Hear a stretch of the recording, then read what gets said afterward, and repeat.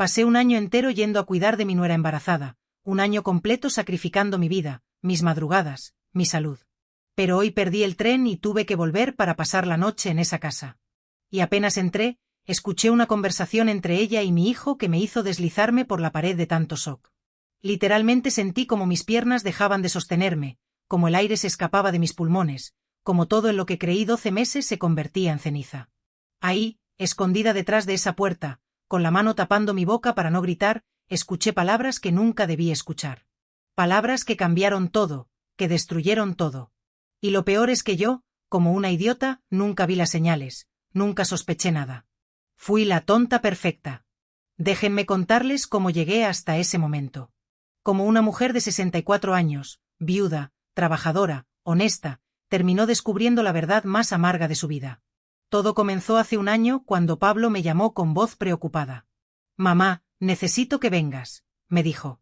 «Mayira está embarazada y el doctor dice que debe guardar reposo absoluto. Tiene riesgo de perder al bebé. No podemos pagar a alguien que la cuide y yo tengo que trabajar. Eres la única en quien confío». Confío.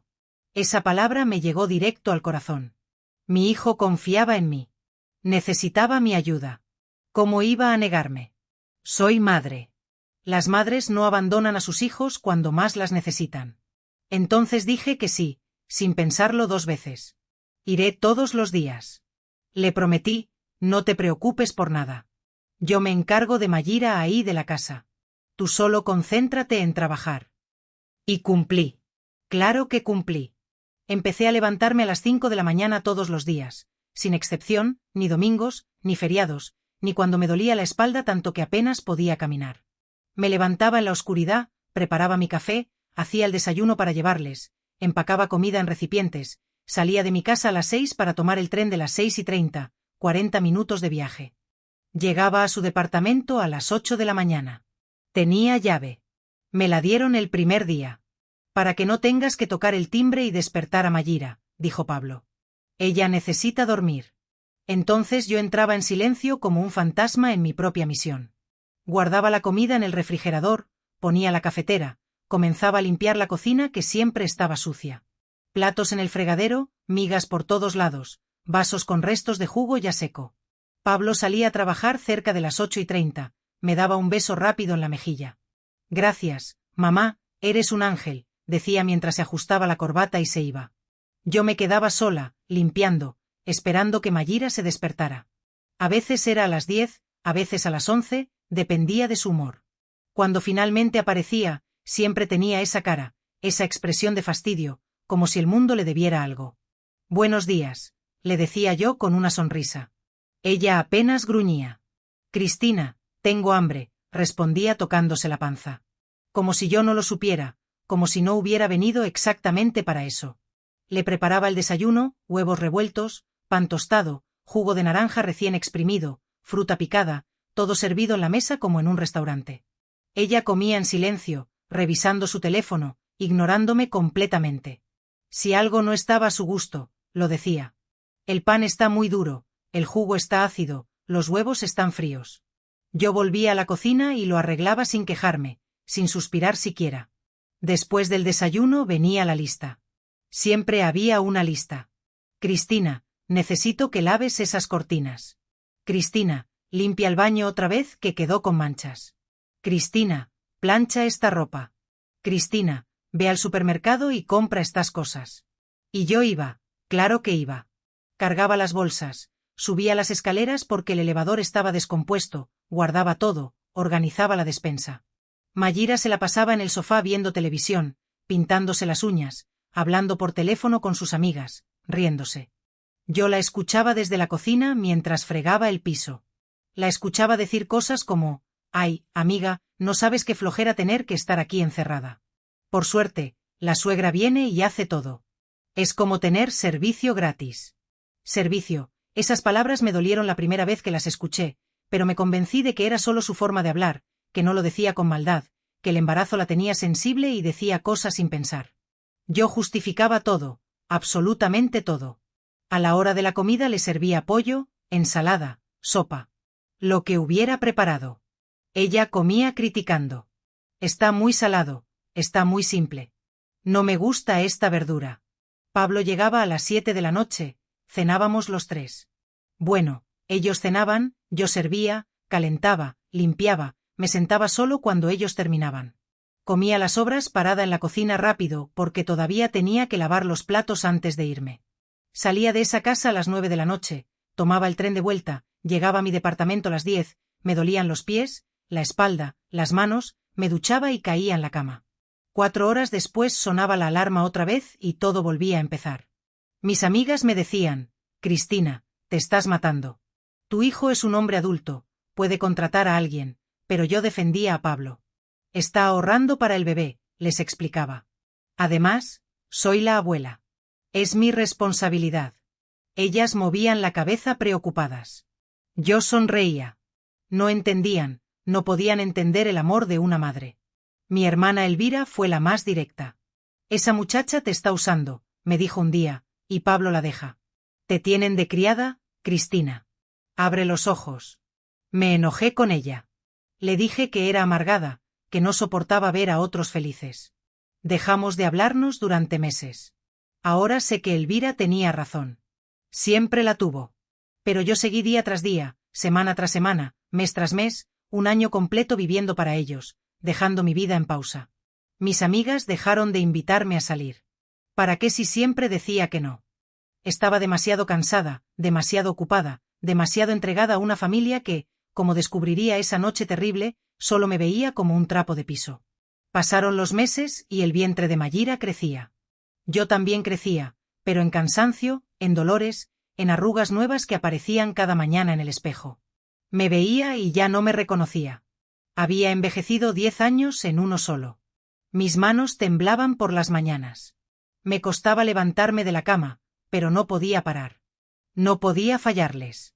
Ellos me necesitaban. Mayira se volvió más exigente con el paso del tiempo. Ahora no solo quería el desayuno perfecto. Quería masajes en los pies. Quería que le leyera revistas en voz alta mientras ella descansaba. Quería que le hiciera compañía viendo sus programas de televisión terribles. Yo me sentaba a su lado en ese sofá con las manos agrietadas de tanto lavar y limpiar, fingiendo interés en esos dramas estúpidos que a ella le fascinaban. Pablo llegaba cada vez más tarde, a las 8, a las 9, a veces a las 10 de la noche, siempre con la misma excusa. Mucho trabajo, mamá. Estamos con un proyecto importante. Tengo que hacer horas extras para el bebé. Yo le creía, por supuesto que le creía.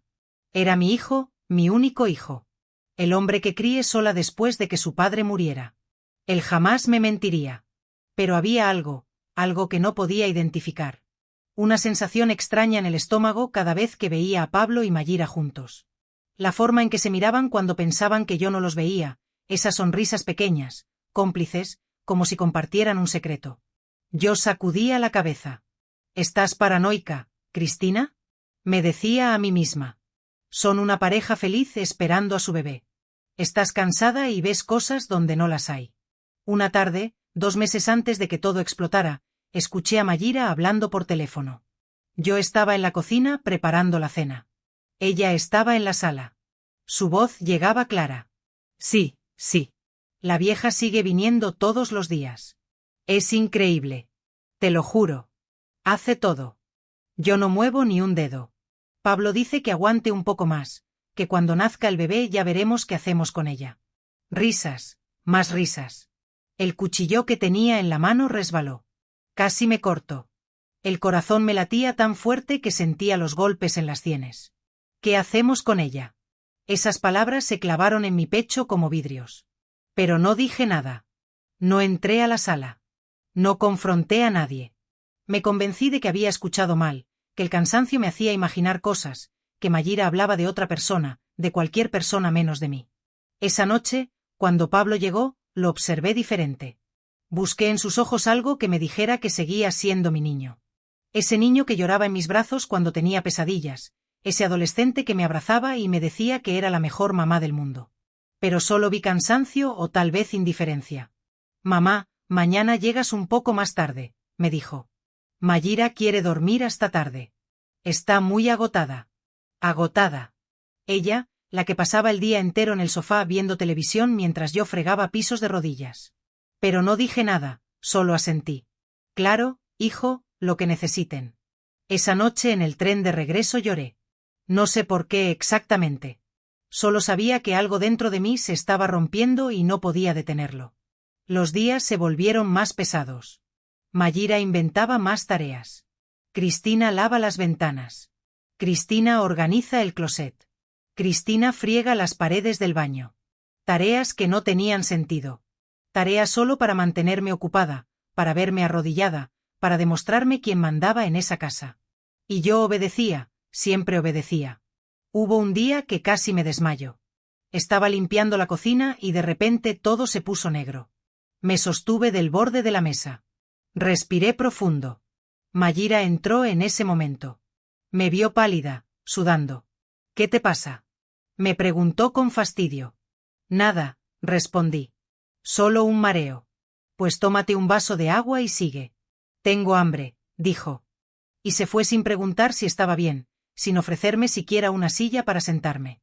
Esa noche pensé en renunciar, en decirle a Pablo que no podía más, que encontrara a alguien más, que pagara los $300 semanales que costaría una enfermera.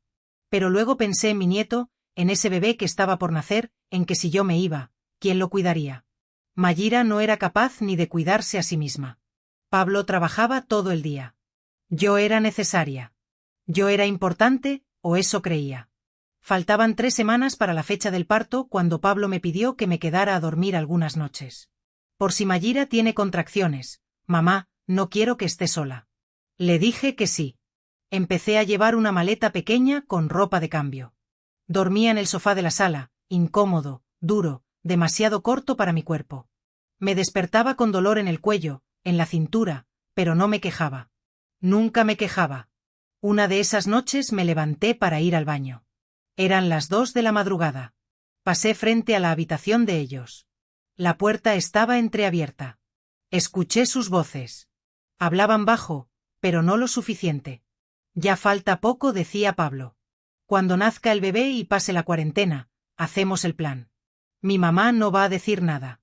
Es demasiado buena, demasiado tonta. Mayra se reía. Esa risa suave, venenosa. Tienes razón. Tu mamá es la persona más ingenua que he conocido. Se cree todo. Me quedé congelada en el pasillo. El plan. ¿Cuál plan? ¿De qué hablaban? Quise entrar. Quise gritar, pero mis piernas no respondían. Mi garganta estaba cerrada. Volví al sofá en silencio. No dormí el resto de la noche. Solo miraba el techo tratando de encontrarle sentido a lo que había escuchado, tratando de convencerme de que no significaba nada malo. A la mañana siguiente actué normal. Preparé el desayuno, limpié, sonreí, pero por dentro algo había cambiado. Empecé a prestar atención, a observar, a escuchar con más cuidado y lo que descubrí en los días siguientes me preparó para lo que vendría. Para esa noche terrible en que perdí el tren y mi vida entera se desmoronó. Los últimos días antes del parto fueron extraños. Yo seguía cumpliendo con mi rutina, pero algo había cambiado en mí. Ya no era la misma mujer ciega que justificaba todo. Ahora veía detalles que antes ignoraba. La forma en que Mayra me hablaba como si fuera su empleada. La manera en que Pablo evitaba mirarme a los ojos, las sonrisas cómplices que intercambiaban cuando pensaban que yo estaba distraída. Una tarde encontré unos papeles sobre la mesa. Yo estaba limpiando y sin querer los vi. Eran folletos de residencias para adultos mayores, casas de retiro. Les llaman ahora para que suene bonito, pero yo sé lo que son. Así los lugares donde las familias dejan a los viejos que ya no quieren en casa. Mi corazón se aceleró. Tomé uno de los folletos. Precios desde $800 mensuales. Cuidado completo las 24 horas. Habitaciones compartidas o privadas. Mis manos temblaron sosteniendo ese papel. ¿Por qué tenían esto? ¿Por qué estaban viendo precios de asilos? Escuché pasos. Rápidamente dejé el folleto donde estaba y seguí limpiando. Mayra entró a la sala arrastrando los pies. Vio los papeles y los recogió con rapidez. «Ah». Esto dijo con una sonrisa falsa. Una amiga me los dio. Su mamá está buscando un lugar. Le dije que los revisaría. Mentira. Vi la mentira en sus ojos, pero asentí. Qué bueno que ayudas a tu amiga, dije con voz tranquila, aunque por dentro me moría. Esa noche no pude dormir otra vez.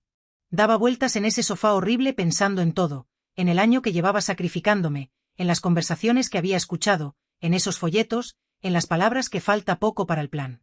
Las piezas comenzaban a unirse en mi cabeza formando una imagen terrible, pero todavía no quería aceptarla. Todavía me aferraba a la esperanza de estar equivocada. El bebé nació un martes por la mañana. Yo estaba ahí cuando Mayira comenzó con las contracciones. La llevamos al hospital. Pablo conducía nervioso. Yo iba atrás sosteniéndole la mano a Mayira mientras ella gritaba. En el hospital me quedé en la sala de espera. 8 horas esperé. 8 horas caminando de un lado a otro, rezando, pidiendo que todo saliera bien. Cuando Pablo salió con la noticia, vi lágrimas en sus ojos. Es un niño, mamá, un niño hermoso y sano. Lo abracé. Sentí amor. Sentí felicidad genuina. Olvidé por un momento todas mis sospechas. Era abuela. Tenía un nieto. Todo lo que había sufrido valía la pena por ese momento. Me dejaron pasar a conocerlo. Era perfecto, pequeño, rosado, con los ojos cerrados y los puñitos apretados. Mayira estaba en la cama agotada, pero sonriente. Míralo, Cristina, dijo. Es hermoso. Asentí sin poder hablar. Las lágrimas me caían solas. Pablo puso su mano en mi hombro. Gracias por todo, mamá. No hubiéramos podido sin ti. Esas palabras me llegaron al alma. Pensé que tal vez, solo tal vez, había estado imaginando cosas, que el cansancio me había hecho paranoica. Los primeros días después del hospital fueron intensos. Mayira y el bebé necesitaban cuidados constantes. Yo me quedé a dormir en su casa toda la semana. Me levantaba cada 3 horas cuando el bebé lloraba. Preparaba los biberones, cambiaba pañales, lavaba la ropa del bebé a mano porque Mayira insistía en que la lavadora era muy brusca. Cocinaba para todos, limpiaba la casa, atendía a las visitas que llegaban a conocer al niño. Pablo volvió al trabajo después de tiar días, solo 3 días. Dijo que no podía pedir más permiso, que lo necesitaban en la oficina. Entonces quedamos Mayira, el bebé y yo. Y ahí, sin Pablo en medio, vi la verdadera cara de mi nuera. Ya no fingía, ya no sonreía. Me daba órdenes todo el día. Cristina, tráeme agua. Cristina, el bebé necesita un baño. Cristina, tengo hambre. Cristina, limpia eso. Cristina, Cristina, Cristina. Una noche estaba tan cansada que me quedé dormida sentada en el sofá con el bebé en brazos. Me desperté con el grito de Mayira. Eres una irresponsable. ¿Y si se te cae? Estaba furiosa. Le expliqué que solo había cerrado los ojos un segundo, que el bebé estaba seguro en mis brazos, pero ella no escuchaba. Me quitó al niño y se encerró en su habitación. Me quedé ahí sola con las manos vacías, sintiendo que algo muy malo estaba por pasar. Pasaron 2 semanas. Yo seguía yendo todos los días. Ahora la carga era el doble. Mayira y el bebé, 2 personas que dependían completamente de mí. Bueno, Mayira no dependía realmente. Ella podía hacer las cosas, pero no quería. ¿Para qué si yo estaba ahí? Un sábado por la tarde escuché a Pablo hablando por teléfono en el balcón. Yo estaba doblando ropa del bebé en la sala. Sí, ya es momento, decía él. Está todo listo. Los papeles están firmados. Solo esperamos que sea el momento correcto para decirle, no puede hacer nada. Legalmente está todo arreglado. Mi respiración se detuvo. Papeles. ¿Qué papeles? ¿De qué hablaba mi hijo? Esa misma noche, cuando Pablo salió a comprar algo a la farmacia, busqué. No sé qué esperaba encontrar, pero necesitaba saber. Revisé cajones, papeles, documentos y ahí estaban en el segundo cajón del escritorio. Documentos legales, poder notarial, transferencia de bienes, mi nombre en varios papeles, mi firma. Pero yo nunca había firmado nada. Miré más de cerca. Era mi firma perfectamente imitada. Habían falsificado mi firma en documentos que me quitaban el control de mis propiedades. La casa donde vivía, el pequeño departamento que mi esposo y yo compramos con tanto esfuerzo, el dinero que tenía ahorrado en el banco. Todo estaba siendo transferido a nombre de Pablo. Sentí que el piso se movía bajo mis pies. Me senté en el suelo con esos papeles en las manos. Mi hijo, mi propio hijo me estaba robando, me estaba quitando todo lo que tenía. Escuché la puerta. Pablo había regresado. Rápidamente guardé todo como estaba y salí del cuarto. Él me vio salir. ¿Qué hacías ahí? Preguntó con tono sospechoso. Buscaba un pañuelo. Mentí. Me duele la cabeza. Él me observó por un momento largo. Luego asintió. Deberías irte a descansar. Mamá, ¿te ves terrible? Sí, respondí. Me iré pronto. Pero esa noche no me fui. Le dije que me quedaría por si el bebé necesitaba algo. En realidad necesitaba pensar, necesitaba entender qué hacer, a quién podía recurrir. Me acosté en el sofá, pero no dormí. Solo miraba la oscuridad tratando de procesar que mi vida entera había sido una mentira. Al día siguiente era domingo, decidí que volvería a mi casa. Necesitaba distancia, necesitaba aire. Le dije a Pablo que me sentía mal, que necesitaba descansar un día. Él pareció aliviado. Claro, mamá, descansa. Te llamo si necesitamos algo. Tomé mis cosas y me fui. En el tren de regreso lloré. Lloré como no lloraba desde que murió mi esposo. La gente me miraba, pero no me importaba. Llegué a mi departamento, entré. Todo estaba cubierto de polvo. Hacía semanas que no pasaba tiempo real ahí. Me senté en mi cama y saqué mi teléfono. Busqué el número de Elvira, mi hermana, la que me había advertido y yo no escuché. Marc. Ella contestó al segundo tono. Cristina, dijo sorprendida. Tenías razón, le dije con voz quebrada. En todo. Elvira suspiró. Ya voy para allá, respondió y colgó. Elvira llegó una hora después. Tocó la puerta y cuando abrí me abrazó sin decir nada. Ese abrazo fue lo único que necesité para desmoronarme completamente. Lloré en su hombro como una niña. Ella me sostuvo firme, acariciándome el cabello, dejándome sacar todo el dolor que había acumulado durante meses. Cuando finalmente pude hablar, le conté todo, absolutamente todo. Le conté sobre el año entero de sacrificios, las madrugadas, el cansancio, los maltratos disfrazados de caprichos de embarazo, las conversaciones que había escuchado a escondidas, los folletos de asilos y lo peor, los documentos con mi firma falsificada. Elvira escuchaba con la mandíbula apretada. Sus ojos se oscurecían con cada palabra. Cuando terminé, se levantó del sofá y caminó hacia la ventana. Se quedó ahí mirando la calle en silencio. Ese hijo tuyo, dijo finalmente con voz controlada, pero llena de furia. Es una víbora y esa mujer es peor. Te están robando, Cristina, no solo el dinero o la casa, te están robando la dignidad, la vida. Y lo planearon desde el principio. Sentí un escalofrío desde el principio. Esas palabras confirmaban lo que yo había empezado a sospechar. El embarazo, la llamada urgente de Pablo, el reposo inventado de Mayra. Todo había sido una trampa para tenerme ahí, para usarme. Elvira se volteó hacia mí. Necesito que me digas exactamente qué documentos viste, dónde están, qué decían. Se lo expliqué todo con detalle.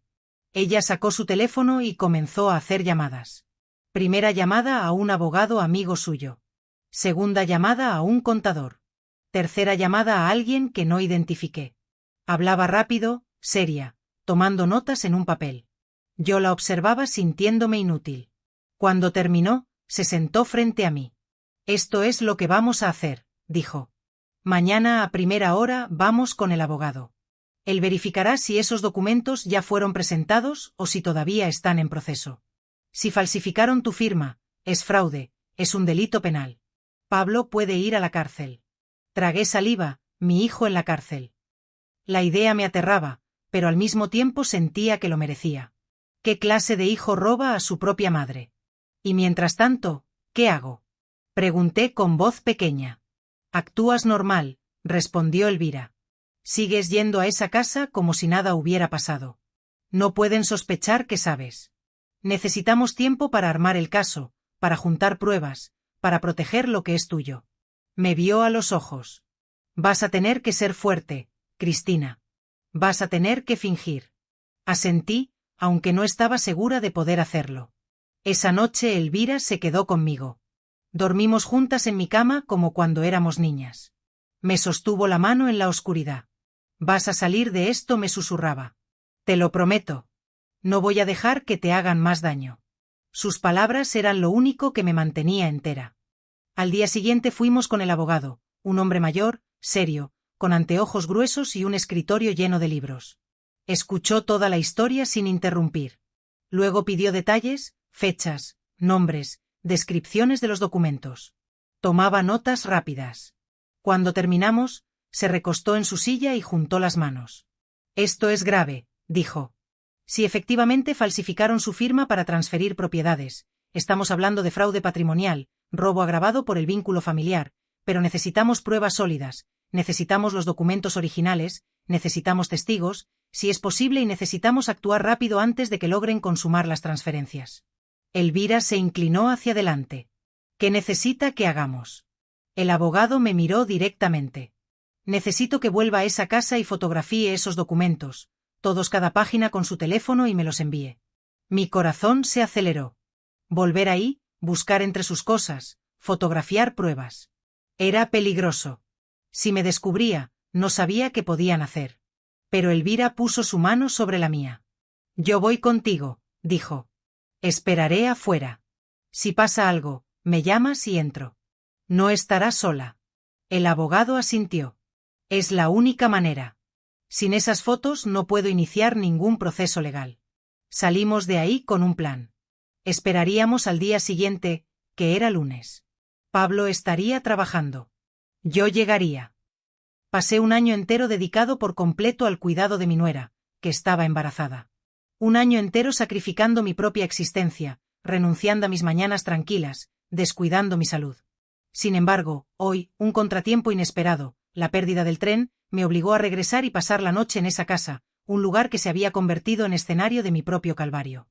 Apenas crucé el umbral, fui alcanzada por una conversación entre ella y mi hijo, una charla que me hizo desplomarme contra la pared, presa de un shock tan intenso que me paralizó. Literalmente, sentí como mis piernas se negaban a sostenerme, como el aire se escapaba de mis pulmones, dejándome sin aliento, como todo aquello en lo que había creído fervientemente durante los últimos 12 meses se desmoronaba, reduciéndose a cenizas. Allí, oculta tras la puerta, con la mano cubriendo mi boca para sofocar cualquier grito que pudiera delatarme, escuché palabras que jamás debí haber oído. Palabras que lo cambiaron todo, que lo destruyeron todo sin piedad. Y lo peor de todo es que yo, cual ingenua, nunca fui capaz de percibir las señales, de sospechar siquiera por un instante la verdad que se ocultaba tras esa fachada de normalidad. Fui la tonta perfecta, la víctima ideal. Permítanme contarles cómo llegué hasta ese momento de desolación, como una mujer de 64 años, viuda, trabajadora, honesta y con una vida sencilla, terminó descubriendo la verdad más amarga y dolorosa de su existencia.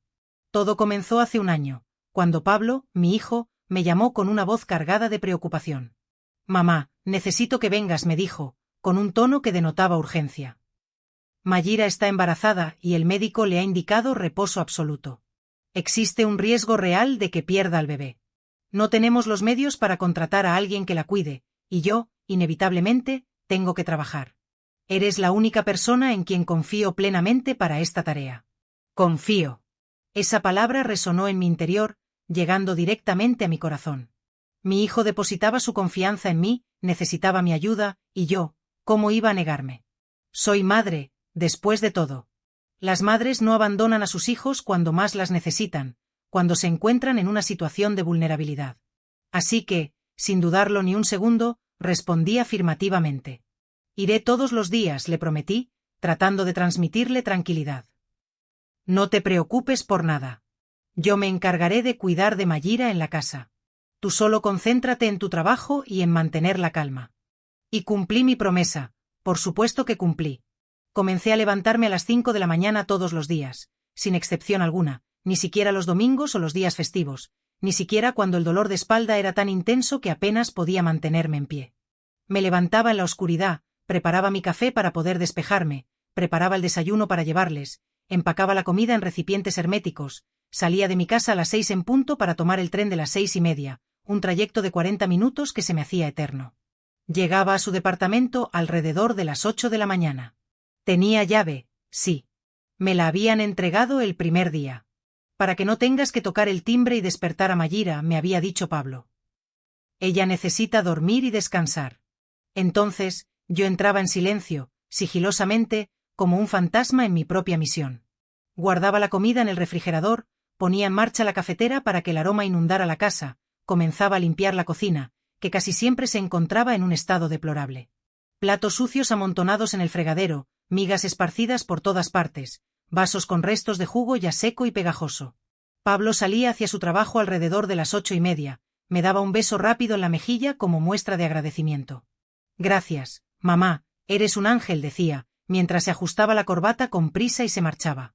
Yo me quedaba sola, limpiando, esperando pacientemente a que Mayra se despertara. A veces eran las 10 de la mañana, otras veces las 11, dependía de su estado de ánimo. Cuando finalmente aparecía, siempre tenía la misma expresión en el rostro, esa cara de fastidio, como si el mundo entero le debiera algo. Buenos días, le decía yo con una sonrisa tratando de ser amable. Ella apenas me respondía con un gruñido. Cristina, tengo hambre, respondía, tocándose la barriga como si yo no lo supiera, como si no hubiera venido precisamente para eso. Le preparaba el desayuno con esmero, huevos revueltos, pan tostado, jugo de naranja recién exprimido, fruta picada y fresca, todo servido impecablemente en la mesa como si estuviera en un restaurante de lujo. Ella comía en silencio, revisando constantemente su teléfono móvil, ignorándome por completo. Si algo no era de su agrado, lo hacía saber sin contemplaciones. El pan está demasiado duro, el jugo está ácido, los huevos están fríos. Yo volvía a la cocina y lo arreglaba sin quejarme, sin siquiera suspirar. Después del desayuno, venía la lista interminable de tareas.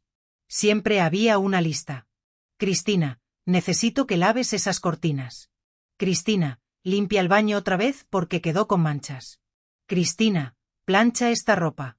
Cristina, ve al supermercado y compra estas cosas. Y yo iba, por supuesto que iba. Cargaba las bolsas pesadas, subía las escaleras porque el ascensor siempre estaba descompuesto, guardaba todo en su lugar, organizaba la despensa. Mayra se pasaba la mayor parte del tiempo en el sofá viendo la televisión, pintándose las uñas con esmaltes de colores llamativos, hablando por teléfono con sus amigas, riéndose a carcajadas. Yo la escuchaba desde la cocina mientras fregaba el suelo con dedicación. La escuchaba decir cosas como, «Ay, amiga, no sabes qué pereza tener que estar aquí encerrada todo el día. Por suerte, la suegra viene y lo hace todo por mí. Es como tener servicio gratuito». Servicio. Esa palabra me dolió profundamente la primera vez que la escuché, pero me convencí a mí misma de que era solo su forma de hablar, que no lo decía con maldad, que el embarazo la tenía especialmente sensible y que decía cosas sin pensar. Yo justificaba todo, absolutamente todo. A la hora de la comida, le servía pollo, ensalada, sopa, lo que hubiera preparado ese día. Ella comía criticando cada bocado. Está demasiado salado, está demasiado simple. No me gusta esta verdura. Pablo llegaba alrededor de las 7 de la noche, y entonces cenábamos los tres. Bueno, en realidad ellos cenaban, mientras yo servía la comida, calentaba los platos, limpiaba los restos y solo me sentaba a comer cuando ellos terminaban. Comía las sobras de pie en la cocina, rápidamente, porque todavía tenía que lavar los platos antes de irme. Salía de esa casa alrededor de las 9 de la noche, tomaba el tren de vuelta, llegaba a mi departamento a las 10, con los pies doloridos, la espalda contracturada, las manos resecas y agrietadas. Me duchaba rápidamente y me desplomaba en la cama, exhausta. 4 horas después, sonaba la alarma otra vez, y todo volvía a empezar de nuevo. Mis amigas me decían constantemente, Cristina, te estás matando. Tu hijo es un hombre adulto, podría contratar a alguien que ayude con las tareas. Pero yo defendía a Pablo con uñas y dientes. Está ahorrando dinero para el bebé, les explicaba. Además, soy la abuela. Es mi responsabilidad cuidar de mi nieto. Ellas movían la cabeza con preocupación, pero yo sonreía. No entendían, no podían comprender el amor incondicional de una madre. Mi hermana Elvira fue aún más directa. Esa muchacha te está utilizando descaradamente, me dijo un día, con un tono de advertencia. Y Pablo se lo permite. Te tienen como a una criada, Cristina. Abre los ojos, por favor. Me enfadé muchísimo con ella. Le dije que era una amargada, que no soportaba ver a los demás felices. Dejamos de hablarnos durante meses. Ahora sé que Elvira tenía razón, siempre la tuvo. Pero yo seguía adelante, día tras día, semana tras semana, mes tras mes, un año completo viviendo exclusivamente para ellos, dejando mi propia vida en pausa, completamente abandonada. Mis amigas dejaron de invitarme a salir. ¿Para qué molestarse si siempre respondía con una negativa? Estaba demasiado cansada, demasiado ocupada, demasiado entregada a una familia que, como descubriría esa noche terrible, solo me veía como un simple trapo de piso, algo desechable. Los meses pasaron rápidamente, y el vientre de Mayira crecía sin cesar.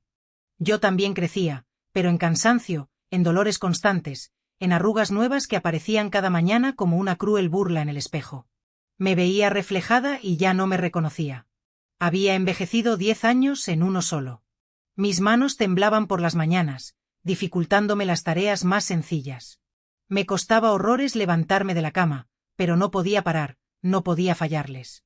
Ellos me necesitaban, o eso creía. Mayira se volvió cada vez más exigente con el paso del tiempo. Ahora no solo quería el desayuno perfecto. Quería masajes relajantes en los pies.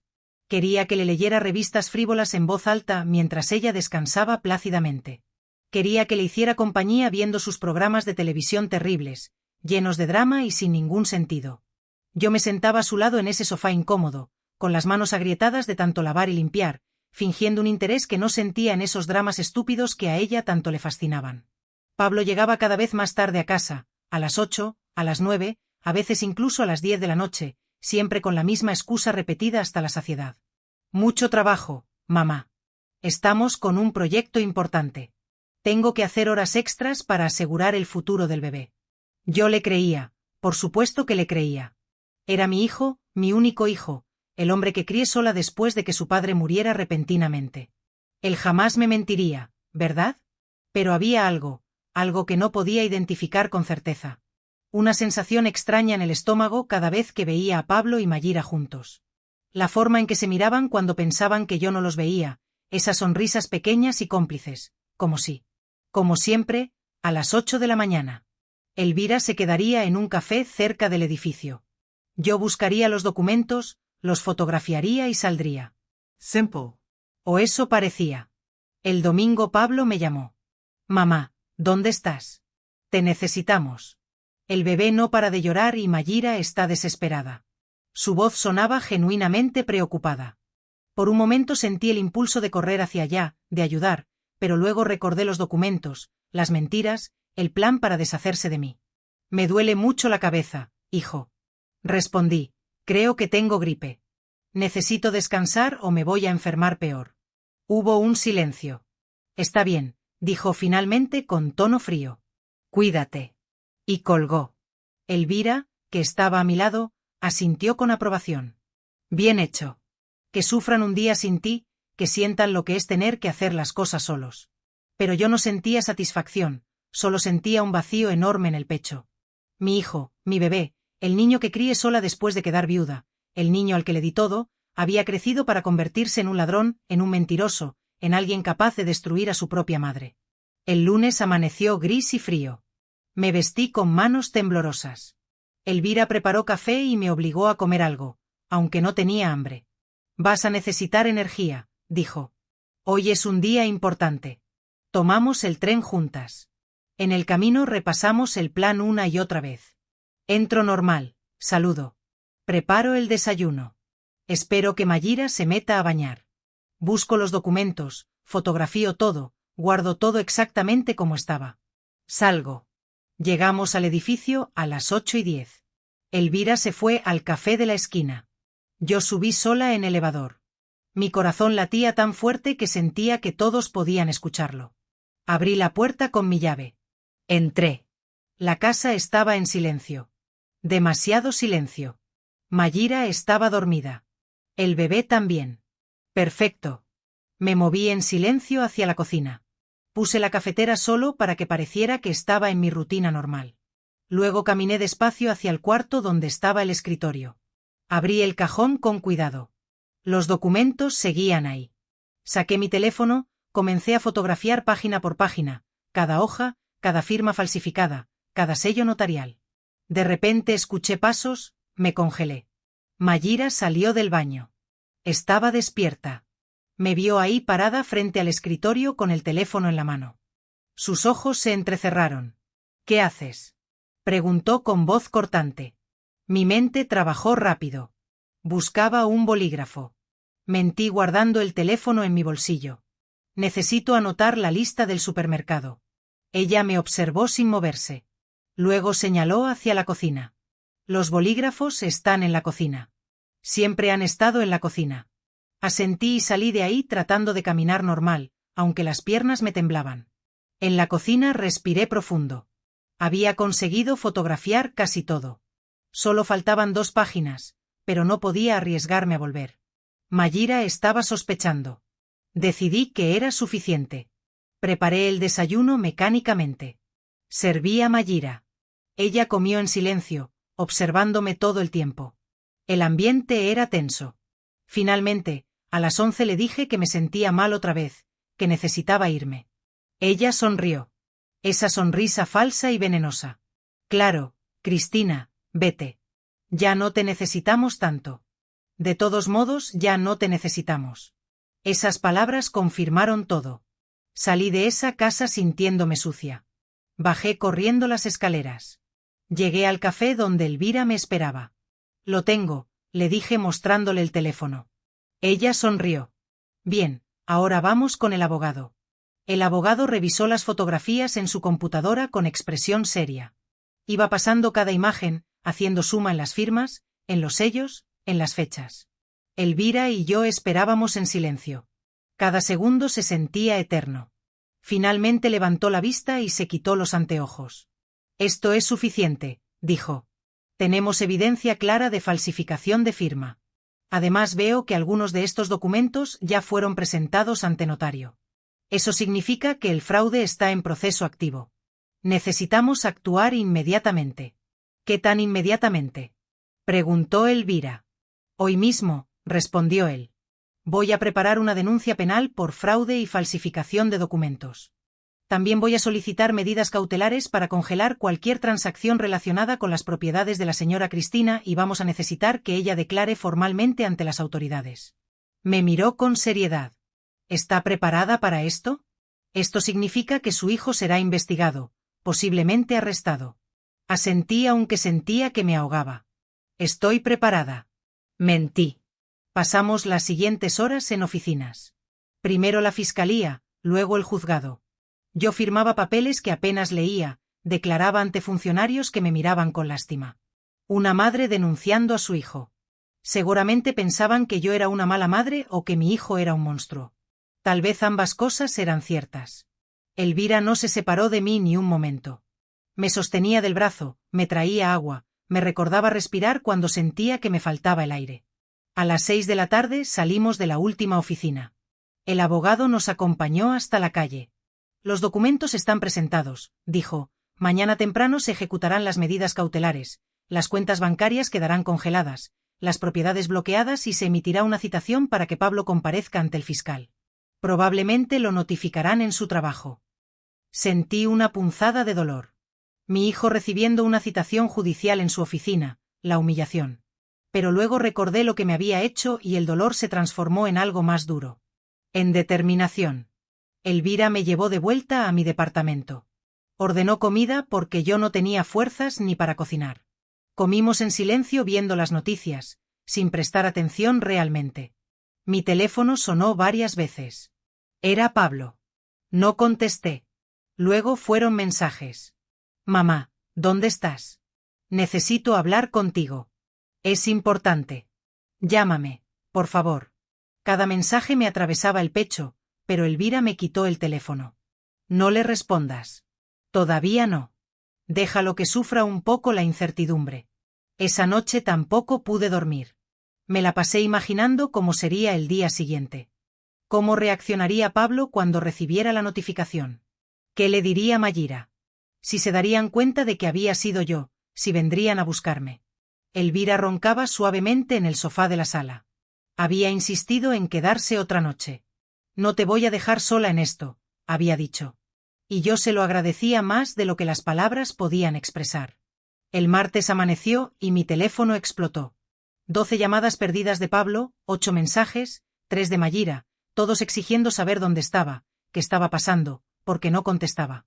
Elvira leyó los mensajes y sonrió con satisfacción. Ya saben, dijo, ya les llegó la notificación.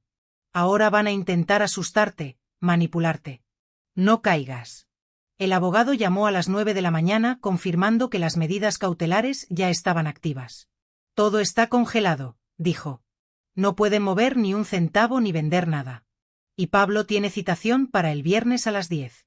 A las 11 de la mañana alguien tocó mi puerta. Fuerte, insistente. Cristina, abre. ¿Soy yo? Era Pablo. Su voz sonaba desesperada, furiosa. Elvira me hizo una seña de que no abriera, pero él seguía golpeando. Sé que estás ahí. Abre esta puerta ahora. Necesito hablar contigo. Elvira se acercó a la puerta. Vete, Pablo. Gritó desde adentro. O llamo a la policía. Hubo un silencio. Tía Elvira, ¿qué haces ahí? ¿Dónde está mi mamá? Protegiendo a tu madre de ti, respondió ella con voz dura. Ahora vete antes de que empeores tu situación. Escuché pasos alejándose, luego el elevador. Respiré aliviada, pero sabía que volvería. Y así fue. Por la tarde recibí un mensaje diferente. Era largo. Mamá, no sé qué te dijo la tía Elvira, pero hay un malentendido.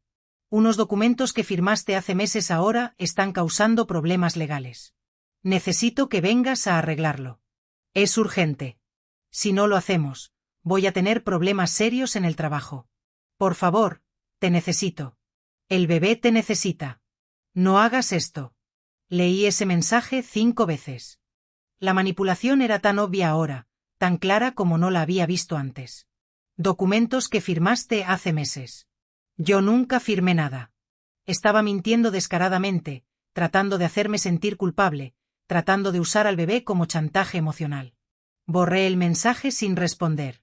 El miércoles, Pablo apareció con Mayira. Los escuché discutiendo afuera de mi puerta. Tiene que abrir, decía Mayira. Es tu madre. Amenázala. Dile que si no arregla esto, no volverá a ver a su nieto. Esas palabras fueron como un balde de agua helada. No volverás a ver a tu nieto. Ese era el plan entonces, robarme todo y además quitarme al bebé. Usar a mi nieto como rehén para controlarme. Elvira, que también escuchó, apretó los puños. Son basura, susurró. Pura basura. Pablo tocó la puerta más calmado esta vez. Mamá, por favor, solo quiero hablar 5 minutos. Te lo ruego. Su voz sonaba quebrada, casi convincente. Pero yo ya no era la misma mujer ingenua de hace 2 semanas. No abrí. Se fueron después de media hora de súplicas y amenazas alternadas. El jueves por la noche sonó mi teléfono. Era un número desconocido. Dudé, pero contesté. Era la voz de una mujer mayor. Señora Cristina, soy Tatiana, la mamá de Mayira. Necesito hablar con usted. Es sobre mi hija y su hijo. Pueden arreglar esto sin llegar a lo legal. Mi hija está muy estresada y eso es malo para el bebé. Usted es abuela. Entiende lo importante que es la familia. Respiré profundo antes de responder. Dígale a su hija, dije con voz firme, que debió pensar en la familia antes de planear robarme y abandonarme en un asilo. La mujer se quedó en silencio, luego colgó. Elvira me miró con orgullo. Esa es mi hermana, dijo sonriendo. Esa es la Cristina que conozco. Me sentí un poco más fuerte, un poco menos víctima. El viernes llegó rápido. Era el día de la citación de Pablo. El abogado nos pidió que fuéramos también. ¿Hay posibilidad de que quieran declarar ambas partes el mismo día? Explicó. Es mejor estar preparadas. Llegamos al edificio de la Fiscalía a las 9:30. El abogado ya estaba ahí esperándonos. Tenía más documentos, más pruebas que había recolectado. Conseguí el testimonio del notario que autenticó las firmas, dijo. Él admitió que nunca te vio en persona, que Pablo fue solo con los documentos ya firmados. Eso refuerza el caso de falsificación. Asentí sintiendo una mezcla de dolor y satisfacción. A las 10 en punto vi llegar a Pablo. Venía con Mayira y un abogado que no conocía. Pablo se veía terrible. Ojeras profundas, el traje arrugado, el cabello despeinado. Cuando me vio, sus ojos se llenaron de algo. Miedo, culpa, furia. No pude identificarlo. Mamá, empezó a decir acercándose, pero el abogado de él lo detuvo. No hable con ella, le dijo. Nada de contacto hasta después de la audiencia. Entramos a salas separadas. Yo con Elvira y mi abogado, Pablo con Mayira y el suyo.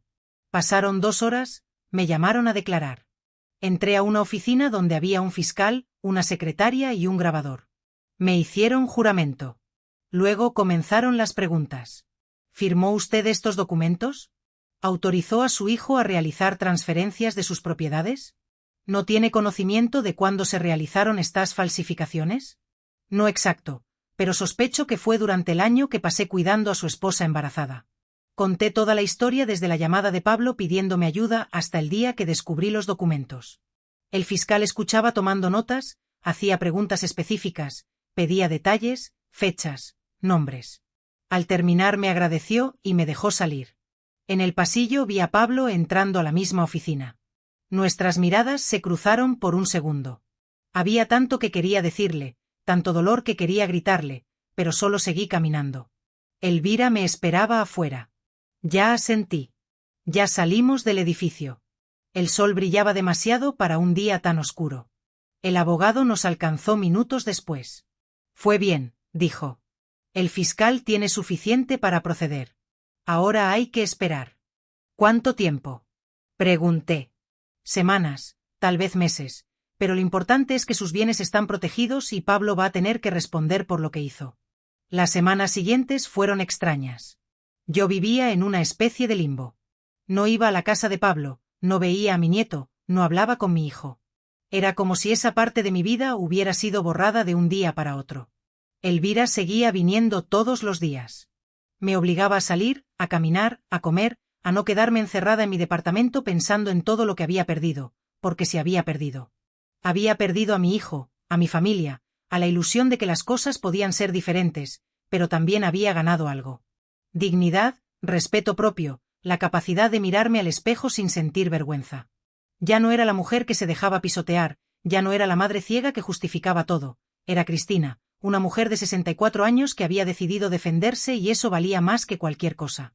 El abogado me mantenía informada de los avances del caso. Pablo había contratado a un abogado caro. Estaban tratando de negociar. Querían llegar a un acuerdo extrajudicial. Básicamente querían que yo retirara la denuncia a cambio de que devolvieran todo. ¿Qué quiere hacer? Me preguntó el abogado. Depende de usted. Si acepta el acuerdo, recupera sus bienes rápido, pero Pablo no enfrentaría cargos penales. Si seguimos con el caso, puede tardar más, pero él tendrá antecedentes por fraude. Me tomé 2 días para pensarlo. Elvira opinaba que debíamos seguir hasta el final, que Pablo merecía pagar por lo que hizo, pero yo no estaba tan segura, no porque quisiera protegerlo, sino porque ya no tenía energía para más batallas. Solo quería recuperar lo mío y seguir adelante con mi vida. Finalmente le dije al abogado que aceptaría un acuerdo bajo ciertas condiciones. Quiero todo de vuelta, mis propiedades, mi dinero, cada centavo. Y quiero que Pablo firme un documento donde reconoce lo que hizo, donde admite el fraude. Aunque no vaya a juicio, necesito ese papel, necesito esa confesión por escrito.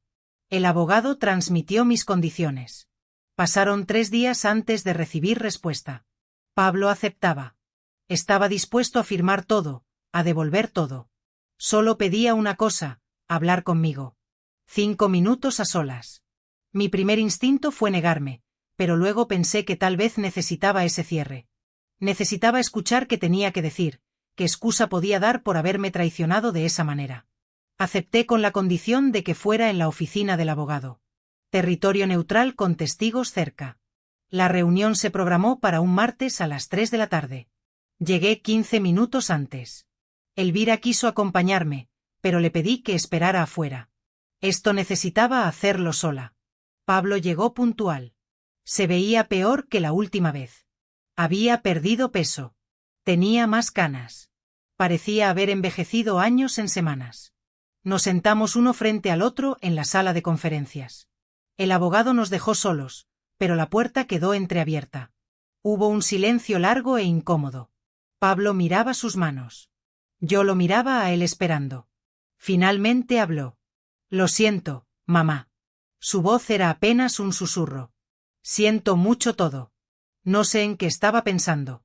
Levantó la vista y vi lágrimas en sus ojos. Pero no sentí compasión, solo sentí vacío. ¿En qué estabas pensando? Repetí sus palabras. Voy a decirte en qué estabas pensando, Pablo. Estabas pensando en ti, en tu comodidad, en tu dinero. Estabas pensando que tu madre era tan estúpida y tan buena que podías hacer lo que quisieras con ella. Él negó con la cabeza. No es así. Yo te quiero. Siempre te he querido. Solté una risa amarga. ¿Me quieres? Pasé un año entero sacrificándome por ti y tu familia. Me levantaba de madrugada. Dejé mi vida, mi salud, todo por ustedes. Y mientras yo me mataba trabajando, tú planeabas robarme y encerrarme en un asilo. Eso es amor para ti. Pablo se cubrió la cara con las manos. Fue idea de Mayira, dijo con voz ahogada. Ella me convenció. Dijo que necesitábamos el dinero para el bebé, que tú ya estabas vieja y no necesitabas tanto, que era mejor asegurar el futuro de tu nieto. Ah, entonces fue culpa de Mayira, dije con sarcasmo. Tú solo eras una víctima inocente siguiendo órdenes de tu esposa. Pablo levantó la cara.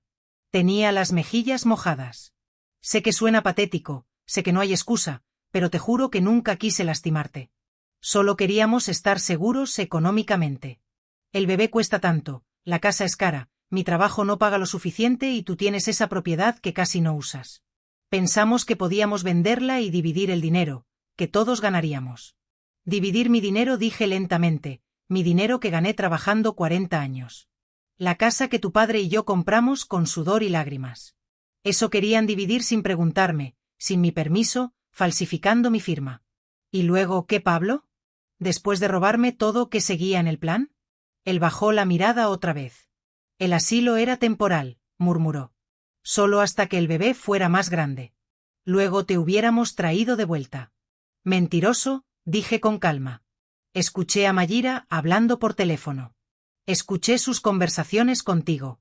El plan era deshacerse de mí permanentemente, usarme hasta que ya no fuera útil y tirarme como basura. Pablo abrió la boca para negar, pero no salieron palabras. Sabía que tenía razón. Sabía que lo había descubierto todo. El silencio se hizo pesado. Insoportable. Necesito que entiendas algo, dije. Finalmente, yo te di la vida. Te crié sola después de que tu padre murió. Trabajé 2 empleos para darte educación, para comprarte ropa, para que no te faltara nada. Nunca te pedí nada a cambio. Solo te pedí que fueras un buen hombre, un hombre honesto y fallé. Fallé como madre porque crié a alguien capaz de traicionar a quien más lo amó. Pablo sollozaba ahora abiertamente. No digas eso. Por favor, no digas eso. Voy a firmar el acuerdo. Continuez. Vas a devolverme todo lo que es mío. Vas a firmar la confesión y después de eso no quiero volver a verte. Pablo levantó la cabeza bruscamente. ¿Qué? No puedes decir eso. Soy tu hijo. És mi nieto. Respondí. Y me quitaste el derecho de conocerlo cuando decidiste usarme y traicionarme. No puedes hacer eso, dijo con voz desesperada. No puedes quitarme a mi madre. Tú te quitaste a tu madre, dije poniéndome de pie. El día que decidiste que mi vida valía menos que tu comodidad, el día que falsificaste mi firma, el día que planeaste encerrarme y olvidarte de mí. Ese día perdiste el derecho de llamarme mamá. Caminé hacia la puerta. Pablo se levantó intentando seguirme. Espera, por favor. ¿Podemos arreglar esto? ¿Podemos empezar de nuevo? Me volteé una última vez. No, Pablo, no podemos. Hay cosas que no se arreglan, hay traiciones que no se perdonan. Esto es una de ellas. Salí de esa sala con la cabeza en alto. Elvira estaba esperando en la recepción. Me vio la cara y supo que había sido difícil. Me abrazó. Estoy orgullosa de ti, susurró. Salimos del edificio juntas. El aire fresco me golpeó la cara y respiré profundo. Era como si hubiera estado conteniendo el aliento durante meses y finalmente pudiera exhalar. Los siguientes días se firmaron todos los papeles. Pablo devolvió las escrituras de mi propiedad, transfirió de vuelta el dinero que había movido de mis cuentas. Firmó el documento donde reconocía haber falsificado mi firma con intención de apropiarse de mis bienes. Todo quedó registrado, todo quedó en papel. Mi abogado guardó copias de todo. Por si acaso, dijo, por si algún día intentan algo otra vez. Una tarde, 2 semanas después de que todo se resolviera legalmente, recibí un paquete en mi puerta. No tenía remitente, lo abrí con cuidado. Adentro había un álbum de fotos, fotos de mi nieto, el bebé que yo había anhelado tanto traer al mundo. Fotos de él durmiendo, sonriendo. En brazos de Pablo, en brazos de Mayira. Había una nota escrita a mano. Decía simplemente, tu nieto te extraña, nosotros también. No estaba firmada. Miré esas fotos durante 1 hora. El bebé era hermoso. Tenía los ojos de Pablo cuando era niño. La misma nariz, las mismas manos pequeñas. Sentí un dolor profundo en el pecho. Ese niño no tenía culpa de nada. Él era inocente en todo esto, pero verlo significaba volver, significaba perdonar, significaba olvidar lo que me habían hecho y yo no estaba lista para eso. Tal vez nunca estaría lista. Guardé el álbum en un cajón. Tal vez algún día, me dije, tal vez cuando ese niño sea mayor y pueda entender, cuando pueda escuchar mi versión de la historia, entonces podré conocerlo realmente. Podré ser su abuela sin tener que soportar a sus padres. Pero ese día no era hoy. Hoy todavía necesitaba sanar, necesitaba reconstruirme, necesitaba aprender a vivir con esta nueva versión de mí misma, esta Cristina más fuerte, pero también más sola. Elvira seguía visitándome. Me propuso que me mudara con ella. Tienes una habitación esperándote siempre, decía. No tienes que estar sola en ese departamento lleno de recuerdos. Lo pensé seriamente.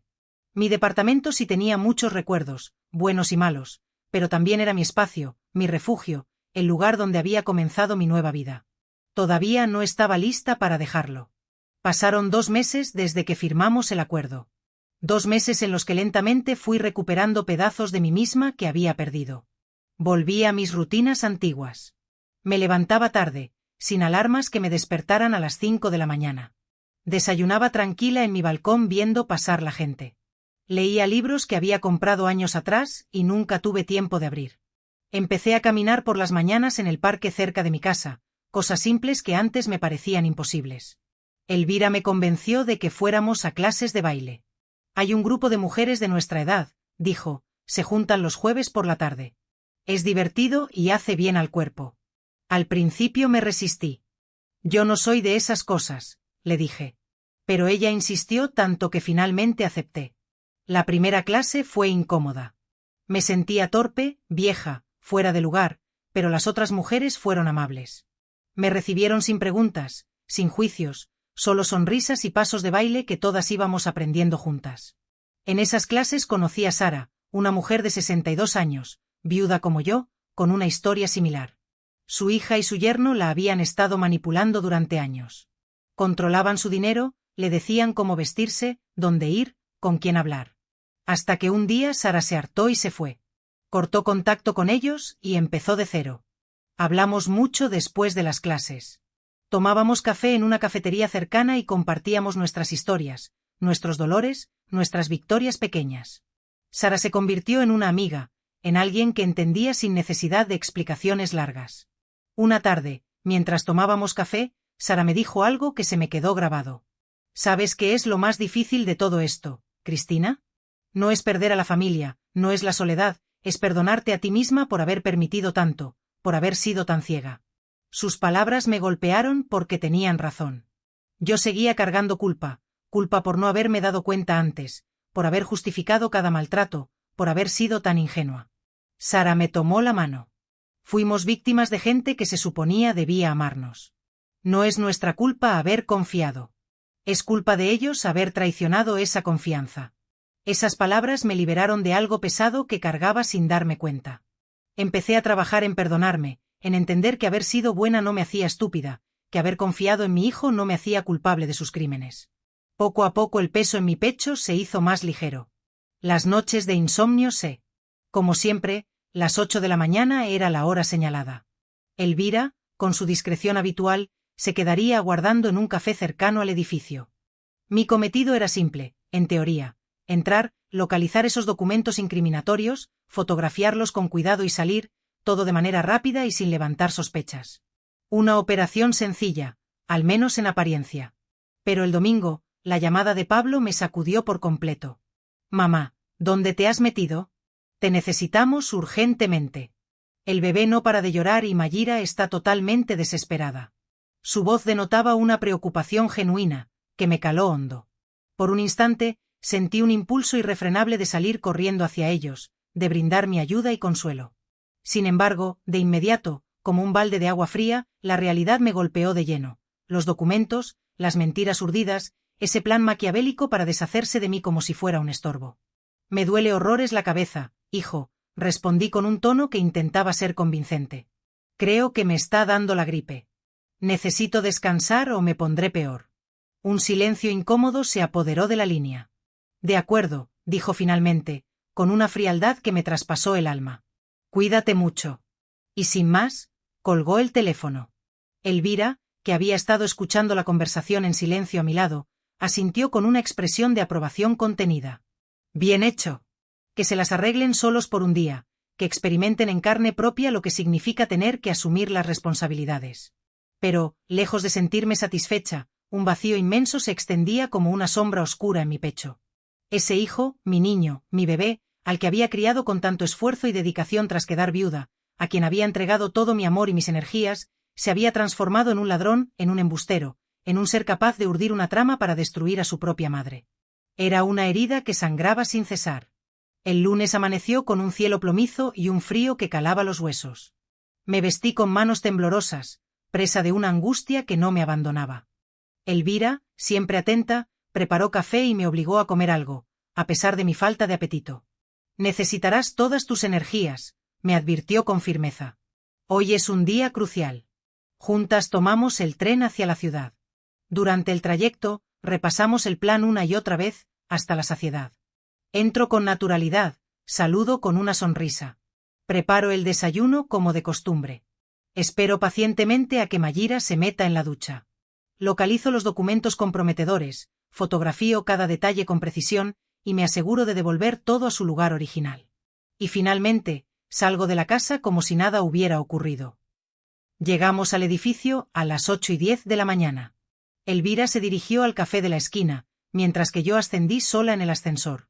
Mi corazón latía con tanta fuerza que temía que el estruendo fuera audible para cualquiera que se cruzara en mi camino. Abrí la puerta con mi llave, sintiendo una mezcla de temor y determinación. Entré. La casa estaba sumida en un silencio sepulcral, inquietantemente profundo. Mayira dormía plácidamente, ajena a mis movimientos. El bebé también descansaba en su cuna. Perfecto, pensé, aunque una punzada de culpa me atravesó el corazón. Me desplacé sigilosamente hacia la cocina, procurando no hacer el menor ruido. Puse en marcha la cafetera, intentando recrear la rutina matutina que conocían. A continuación, me dirigí con paso lento y cauteloso hacia la habitación donde se encontraba el escritorio. Con sumo cuidado, abrí el cajón donde guardaba los documentos. Allí estaban, tal como los recordaba. Saqué mi teléfono móvil y comencé a fotografiar cada página, cada hoja, cada firma falsificada, cada sello notarial, procurando capturar cada detalle incriminatorio. De repente, un sonido de pasos me puso en alerta. Me quedé petrificada, incapaz de reaccionar. Mayira salió del baño, con el rostro aún somnoliento. Estaba despierta y me había descubierto de pie frente al escritorio, con el teléfono en la mano. Sus ojos se entrecerraron, denotando una mezcla de sorpresa y desconfianza. «¿Qué estás haciendo aquí?», preguntó con una voz tajante, que revelaba su creciente suspicacia. Mi mente, trabajando a toda velocidad, buscaba una explicación plausible. Necesitaba un bolígrafo, cualquier excusa que justificara mi presencia en ese lugar. Con un movimiento rápido, guardé el teléfono en mi bolsillo y respondí con la mayor naturalidad que pude fingir: necesito apuntar la lista de la compra. Ella me observó fijamente, sin inmutarse, escrutando cada uno de mis gestos. A continuación, señaló con la mirada hacia la cocina. Los bolígrafos están en la cocina. Siempre han estado en la cocina, dijo con un tono acusador. Asentí con un gesto forzado y salí de la habitación, tratando de mantener la compostura, aunque mis piernas temblaban incontrolablemente. Al llegar a la cocina, respiré hondo, intentando recuperar la calma. Había conseguido fotografiar la mayor parte de los documentos, pero aún faltaban 2 páginas cruciales. Sin embargo, no podía arriesgarme a regresar. Mayira sospechaba y mi coartada se desmoronaba por momentos. Decidí que era suficiente. Preparé el desayuno de forma mecánica, sintiendo la mirada de Mayira clavada en mi espalda. Serví la comida y se la ofrecí. Ella comió en silencio, sin apartar la vista de mí, como si intentara descifrar mis intenciones. El ambiente era denso, cargado de tensión. Finalmente, a las 11 de la mañana, le dije que me sentía mal otra vez, que necesitaba regresar a casa para descansar. Ella esbozó una sonrisa falsa y venenosa que revelaba sus verdaderas intenciones. Por supuesto, Cristina, vete. Ya no te necesitamos tanto. De todos modos, ya no nos haces falta, dijo con una frialdad que me heló la sangre. Esas palabras confirmaron todas mis sospechas. Salí de esa casa sintiéndome sucia, traicionada y utilizada. Bajé las escaleras corriendo, con el corazón latiendo a 1000 por hora. Llegué al café donde Elvira me esperaba con impaciencia. Lo tengo, le dije con un hilo de voz, mostrándole el teléfono móvil. Ella sonrió aliviada. Bien, ahora vamos directamente al abogado. El abogado, con su profesionalidad habitual, examinó detenidamente las fotografías en la pantalla de su ordenador. Con una expresión seria, fue pasando cada imagen, ampliando las firmas, los sellos y las fechas, buscando cualquier indicio que confirmara mis sospechas. Elvira y yo aguardábamos en silencio, conteniendo la respiración. Cada segundo parecía una eternidad. Finalmente, levantó la vista y se quitó las gafas, revelando una mirada llena de determinación. Esto es más que suficiente, sentenció con firmeza. Tenemos pruebas irrefutables de falsificación de firma. Además, he constatado que algunos de estos documentos ya han sido presentados ante notario, lo que significa que el fraude está en pleno proceso activo. Necesitamos actuar de inmediato. ¿Con qué grado de inmediatez?, preguntó Elvira, siempre práctica. Hoy mismo, respondió el abogado sin titubear. Voy a redactar una denuncia penal por fraude y falsificación de documentos. Además, solicitaré medidas cautelares urgentes para congelar cualquier transacción relacionada con las propiedades de la señora Cristina. También vamos a necesitar que ella declare formalmente ante las autoridades judiciales. A continuación, me miró con seriedad, como calibrando el peso de sus palabras. ¿Está preparada para esto, señora Cristina?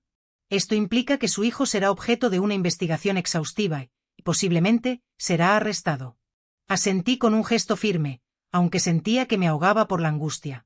Estoy preparada, afirmé con una convicción que no sentía del todo. Mentí, intentando ocultar mi profundo conflicto interno. Las siguientes horas transcurrieron en un torbellino de trámites burocráticos y declaraciones oficiales. Primero, la fiscalía, luego el juzgado. Yo firmaba papeles que apenas leía, abrumada por la situación. Declaraba ante funcionarios que me miraban con una mezcla de lástima y curiosidad morbosa. Una madre denunciando a su propio hijo. Seguramente, pensaban que yo era una mala madre o que mi hijo era un monstruo despiadado. Tal vez, ambas cosas eran ciertas. Elvira no se separó de mí ni un solo instante. Me sostenía del brazo con firmeza, me ofrecía agua para calmar mi sed, me recordaba que debía respirar hondo cuando sentía que el aire me faltaba. A las 6 de la tarde, exhaustas, salimos de la última oficina. El abogado nos acompañó hasta la calle y nos comunicó las últimas noticias. Los documentos ya están presentados ante las autoridades competentes, informó con un tono neutro. Mañana, a primera hora, se ejecutarán las medidas cautelares. Las cuentas bancarias quedarán congeladas de inmediato, las propiedades serán bloqueadas y se emitirá una citación formal para que Pablo comparezca ante el fiscal. Probablemente, le notificarán en su lugar de trabajo. Sentí una punzada de dolor al imaginar la escena. Mi hijo recibiendo una citación judicial en su oficina, soportando la humillación pública. Sin embargo, de inmediato, recordé todo el daño que me había causado y el dolor se transformó en algo más duro y firme, determinación. Elvira me llevó de vuelta a mi departamento, consciente de mi estado de agotamiento. Pidió comida a domicilio, ya que yo no tenía fuerzas ni para pensar en cocinar. Comimos en silencio, observando las noticias en la televisión, aunque sin prestar demasiada atención a lo que decían. Mi teléfono móvil sonó insistentemente varias veces. Era Pablo. No contesté a ninguna de sus llamadas. A continuación, comenzaron a llegar mensajes de texto. Mamá, ¿dónde estás? Necesito hablar contigo urgentemente. Es muy importante. Por favor, llámame. Cada mensaje me atravesaba el pecho como una daga afilada, pero Elvira me arrebató el teléfono de las manos. No le respondas, me aconsejó con firmeza. Todavía no es el momento. Déjale que sufra un poco la incertidumbre. Esa noche. Volvieron menos frecuentes. Los pensamientos obsesivos sobre qué pude haber hecho diferente empezaron a desaparecer gradualmente. Un sábado por la mañana, el sonido de mi teléfono rompió la tranquilidad. Era un número que no tenía registrado, pero la voz de Mayira me resultó inconfundible. Mi primer impulso fue colgar de inmediato, pero una fuerza desconocida me impulsó a contestar. Cristina dijo con una voz suave, casi tímida, un tono completamente diferente al demandante que siempre había caracterizado su forma de hablar. Necesito hablar contigo. Es importante. ¿Qué quieres? Pregunté, intentando mantener mi voz en un tono neutral, sin revelar mis emociones. Un silencio tenso se apoderó de la línea. Quiero pedirte perdón. Esas palabras me tomaron por sorpresa. Me quedé completamente muda, incapaz de reaccionar. Mayra continuó, con la voz cargada de emoción. Sé que no tengo ningún derecho a pedirte nada. Sé que lo que hicimos fue imperdonable, pero necesito que sepas que me arrepiento profundamente. He pensado mucho en todo lo que pasó y me he dado cuenta de que estaba equivocada, muy equivocada. Su voz se quebró levemente, revelando su vulnerabilidad. Pablo y yo estamos asistiendo a terapia para intentar arreglar nuestro matrimonio, para intentar ser mejores personas. Parte de ese proceso es reconocer el daño que causamos, especialmente a ti. Escuché cada una de sus palabras sin interrumpir, tratando de asimilar lo que estaba escuchando. No sabía qué sentir, estaba confundida. Una parte de mí sentía la necesidad de gritarle, de recordarle que era demasiado tarde para disculpas, que las palabras bonitas no podían borrar un año de explotación y traición. Pero otra parte, más calmada, solo quería escuchar. Necesitaba saber si había algo genuino en sus palabras o si se trataba de otra manipulación.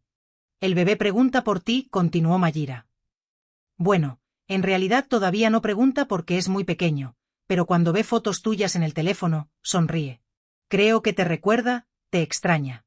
Esas palabras me dolieron más que cualquier otra cosa que pudiera haber dicho. Mi nieto, el bebé que había sostenido en mis brazos, que había arrullado cuando lloraba, que me miraba con esos ojos grandes llenos de confianza. No es justo, dije finalmente, con la voz temblorosa. No es justo que uses al bebé para esto. No lo estoy usando, respondió Mayra rápidamente, con un tono de defensa. Solo te estoy diciendo la verdad. Mira, no espero que me perdones. No espero que volvamos a ser familia. Solo necesitaba decirte que lo siento, que estoy avergonzada y que si algún día quieres conocer a tu nieto, las puertas están abiertas. Sin condiciones, sin expectativas. Colgué el teléfono sin responder, sintiéndome abrumada por la avalancha de emociones. Me quedé sentada con el teléfono en la mano durante media hora, perdida en mis pensamientos. Elvira, que había venido a visitarme, notó mi estado de ánimo y se preocupó. ¿Qué pasó? Preguntó, con el ceño fruncido. Le conté sobre la llamada de Mayra, y ella frunció el ceño aún más. No confío en esa mujer. Puede ser otra trampa. Yo tampoco confío, admití, sintiéndome vulnerable. Pero sonaba sincera. O es muy buena actriz, dijo Elvira, con escepticismo. O realmente se dio cuenta de la magnitud de lo que hicieron. ¿Qué vas a hacer? No lo sé, respondí honestamente. Necesito tiempo para pensar. Los días siguientes fueron confusos y llenos de incertidumbre. La llamada de Mayra había removido sentimientos y recuerdos que creía haber superado, pensamientos obsesivos sobre mi nieto, sobre si tenía derecho a conocer a su abuela, sobre si yo tenía derecho a estar en su vida. Hablé con Sara al respecto, buscando su consejo. Ella me dio un consejo simple pero profundo. Pregúntate qué es lo que realmente quieres. No lo que deberías querer, no lo que otros esperan. ¿Qué quiere Cristina para Cristina? Me tomé una semana entera para reflexionar sobre sus palabras. Caminaba por el parque pensando en ello. Me sentaba en mi balcón a ver el atardecer, sumida en mis pensamientos. Hablaba conmigo misma en voz alta cuando estaba sola, tratando de encontrar claridad. Y finalmente llegué a una conclusión. Yo quería conocer a mi nieto. Quería ser parte de su vida, pero no a cualquier precio. No volvería a sacrificarme, no volvería a ser la sirvienta gratuita, no volvería a permitir abusos. Si iba a tener una relación con ese niño, sería bajo mis términos, con límites claros, con respeto mutuo. Llamé a Mayra un martes por la tarde. Ella contestó al primer timbre, como si hubiera estado esperando mi llamada. Cristina, dijo con voz nerviosa. Hola.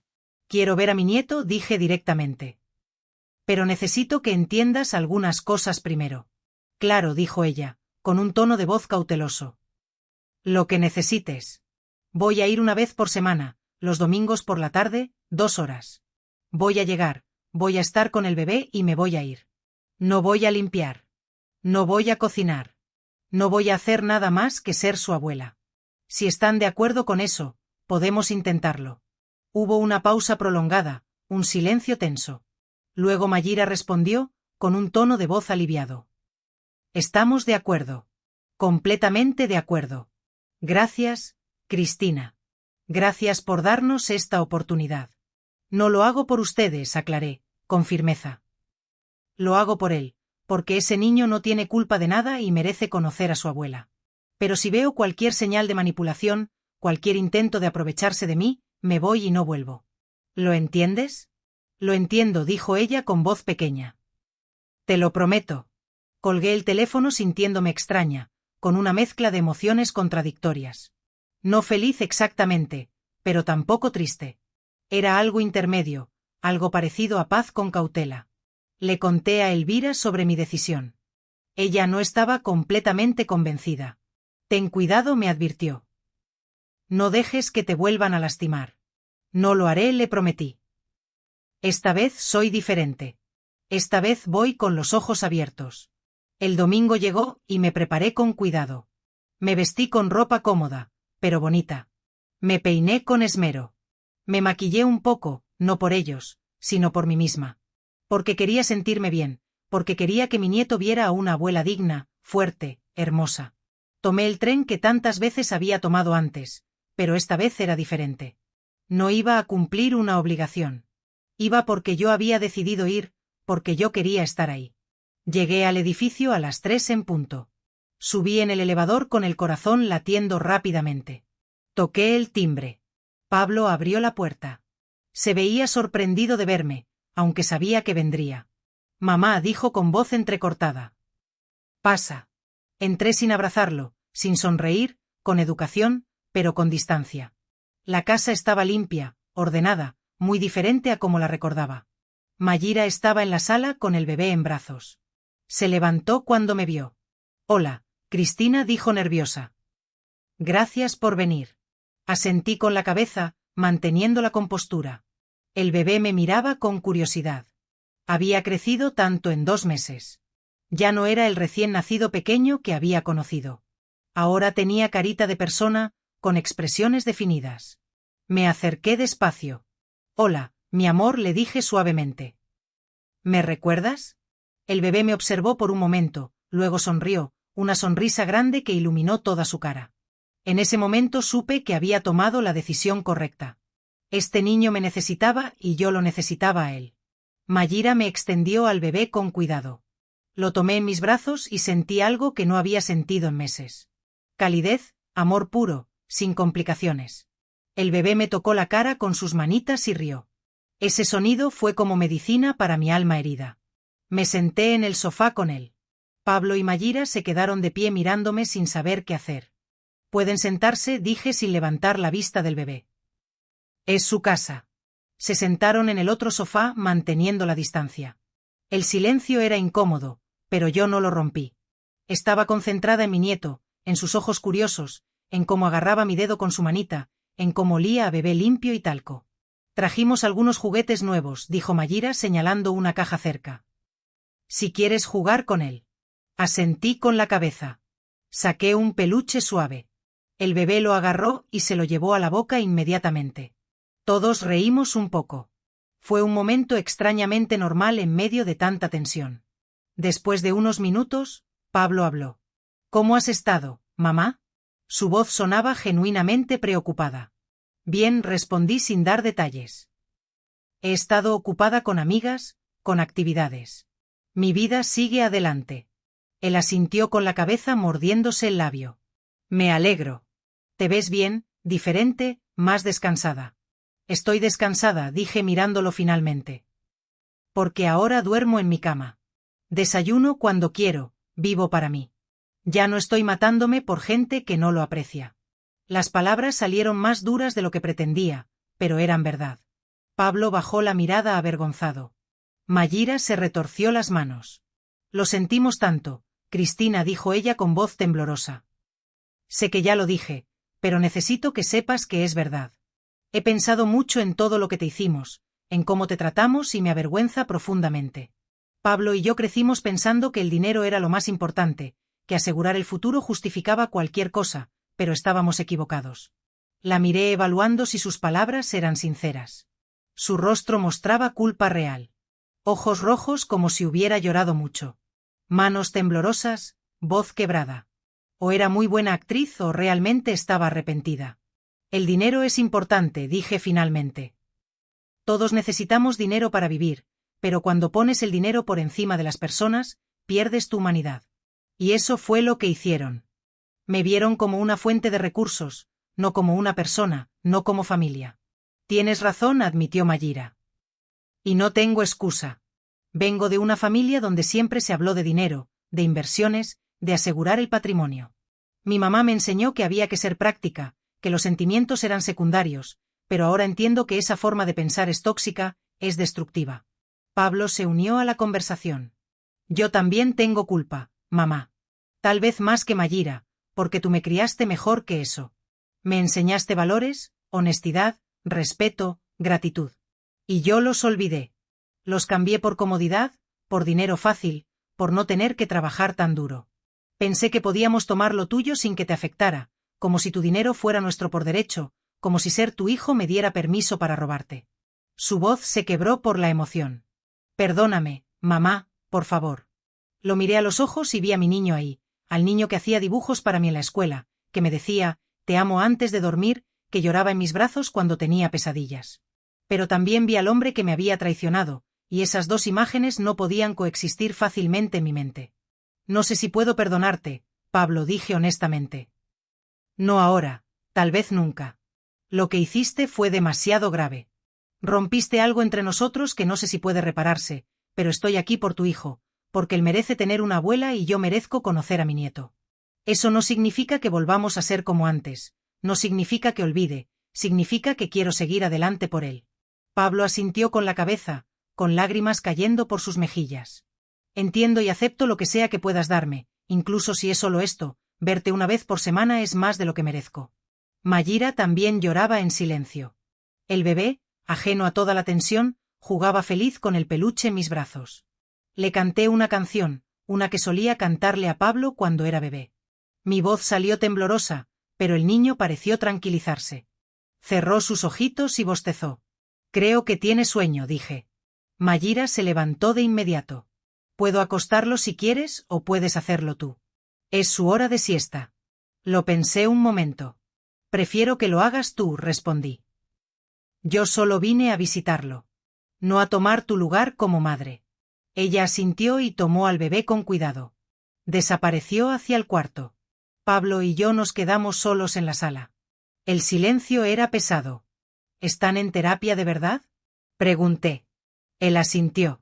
2 veces por semana, individual y en pareja. El terapeuta nos está ayudando a entender por qué tomamos las decisiones que tomamos, por qué pensamos que estaba bien hacerte daño. Es doloroso enfrentar esas verdades, pero necesario. Bien, dije. Porque si van a ser padres de ese niño, necesitan ser mejores personas, necesitan enseñarle valores reales. No la codicia que los llevó a esto. Lo sé, dijo Pablo. Y lo estamos intentando. Hemos hecho cambios. Vendimos el auto caro que teníamos. Nos mudamos a un departamento más pequeño y económico. Yo pedí un aumento en el trabajo en lugar de buscar atajos. Estamos viviendo dentro de nuestras posibilidades, sin lujos innecesarios, ahorrando para el futuro del bebé. Honestamente, me sorprendió escuchar eso. Suena como un buen comienzo, admití. Pero las acciones tienen que ser consistentes. No puedes ser buena persona solo cuando te conviene. Mayra regresó a la sala. El bebé está dormido, anunció. Se sentó junto a Pablo. Ambos me miraban esperando algo. No sabía qué. Quiero contarte algo más, Cristina, dijo Mayra. Algo que tal vez te ayude a entender. No justifico lo que hicimos, pero quiero que conozcas el contexto. Mi familia perdió todo cuando yo tenía 15 años. Mi papá invirtió en un negocio que quebró. Perdimos la casa. Tuvimos que mudarnos con familiares. Vivimos años en la pobreza. Vi a mi mamá llorar por no poder comprarnos comida. Vi a mi papá hundirse en la depresión. Esa experiencia me marcó profundamente. Me hizo obsesionarme con la seguridad económica, con nunca volver a pasar por eso. Entonces, cuando Pablo me habló de tus propiedades, de tu dinero, vi una solución. Vi una forma de asegurar que mi hijo nunca pasara hambre, que nunca viviera lo que yo viví. Pero en el proceso me convertí en lo que más odiaba, en alguien que lastima a otros por dinero. Sus palabras me hicieron entender algo importante. El dolor crea más dolor si no lo procesamos. Mayra cargaba un trauma que nunca sanó y lo proyectó en decisiones terribles. Eso no la excusaba, pero lo hacía un poco más humana, un poco más comprensible. Lamento lo que viviste, dije sinceramente.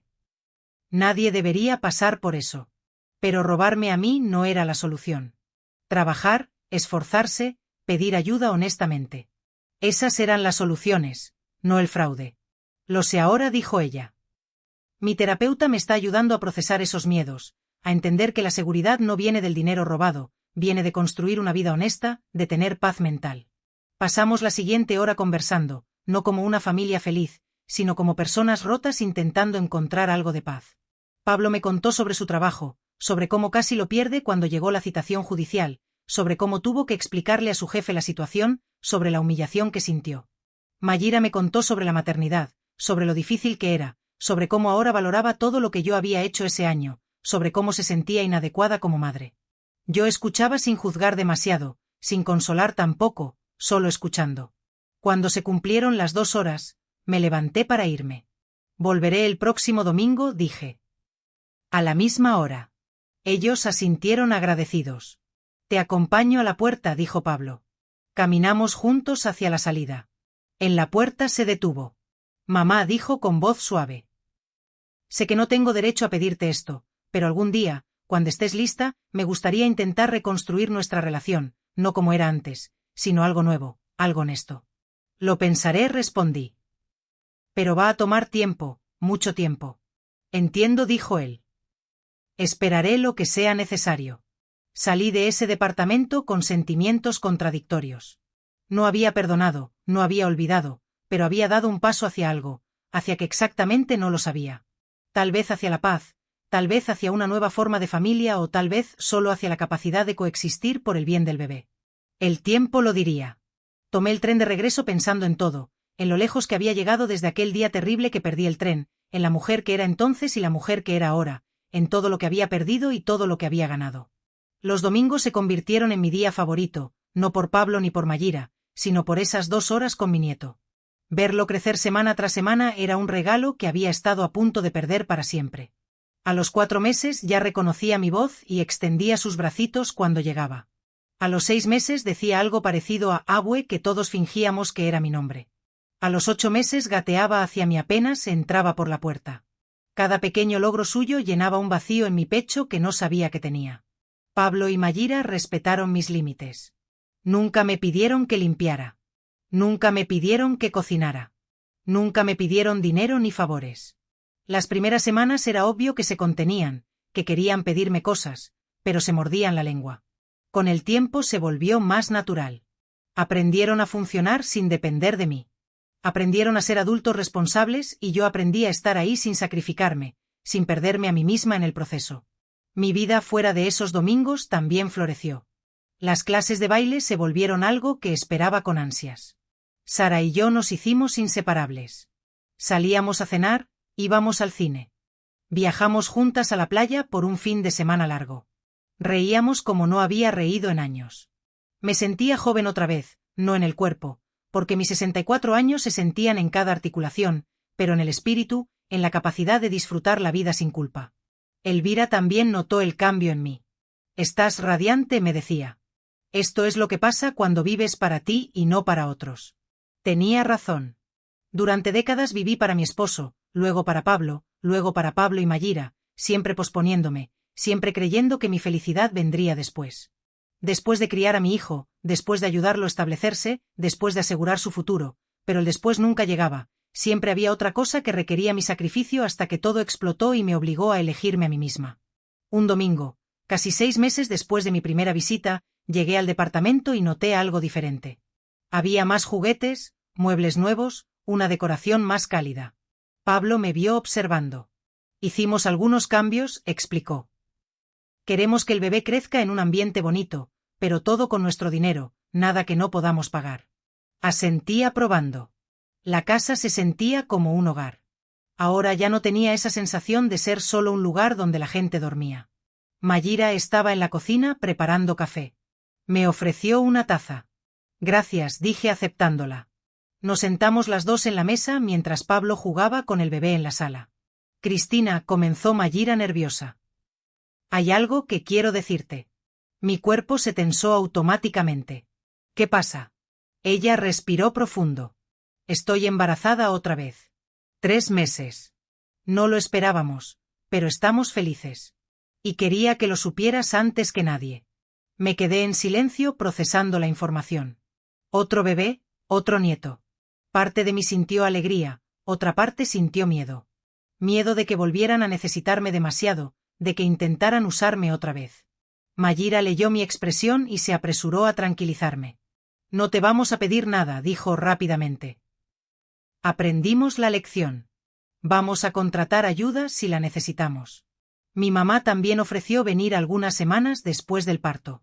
Pero si quieres conocer al bebé cuando nazca, serás bienvenida. Sin presiones, sin expectativas. Sonreí un poco. Me gustaría conocerlo, dije. Cuando estés lista. Cuando ambos estén listos. Ella sonrió aliviada. Gracias. Eso significa mucho para nosotros.